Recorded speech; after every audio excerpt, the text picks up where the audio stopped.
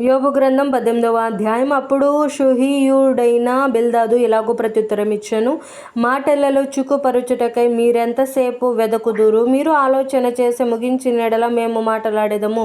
మీ దృష్టికి మృగములుగాను మూఢులుగాను మేమెంచబడుట ఎలా? కోపము చేత నిన్ను నీవు చీల్చుకొనువాడా, నీ నిమిత్తము భూమి పాడుగా చేయబడునా? నీ నిమిత్తము కొండ దాని స్థానము తప్పునా? భక్తిహీనుల దీపము ఆర్పివేయబడును, వారి అగ్నిజ్వాలలు ప్రకాశింపకపోవును. వారి గుడారములలో వెలుగు అంధకారమగును, వారి యొద్దనున్న దీపము ఆరిపోవును. వారి పటుత్వము గల నడకలు అడ్డగింపబడును.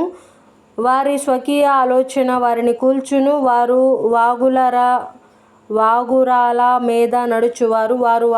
మీద నడుచువారు తమ కాళ్ళే వారిని వలలోనికి నడిపించును. బోను వారి మడిమెను పట్టుకొనును, వల వారిని చిక్కించుకొనును. వారిని చిక్కించుకొనుటకై ఉరి నేలను ఉంచబడును, వారిని పట్టుకొనుటకై త్రోవలో ఉచ్చు పెట్టబడును. నలుదిక్కులా భీకరమైనవి వారికి భయము కలగజేయును. భయములు వారిని వెంటాడి తరుమును, వారి బలము క్షీణించిపోవును. వారిని కూల్చుటకు ఆపద కాచియుండును, అది వారి దేహ అవయవములను భక్షించును. మరణ జ్యేష్ఠుడు వారి అవయవములను భక్షించును. వారి ఆశ్రయమైన వారి గుడారములో నుండి పెరికివేయబడుదురు. వారు భీకరుడగు రాజునొద్దకు కొనిపోబడుదురు. వారికి అన్యులైన వారి గుడారములలో నివాసము చేదురు. వారి నివాస స్థలము మీద గంధకము చల్లబడును. క్రింది వారి వేళ్ళు ఎండిపోవును, పైన వారి కొమ్మలు నరకబడును. భూమి మీద ఎవరును వారిని జ్ఞాపకము చేసుకొనరు. మైదానమందు ఎక్కడను వారిని ఎరిగిన వారు ఉండరు. జనులు వారిని వెలుగులో నుండి చీకటిలోనికి తోలుదురు, భూలోకములో నుండి వారిని తరుముదురు.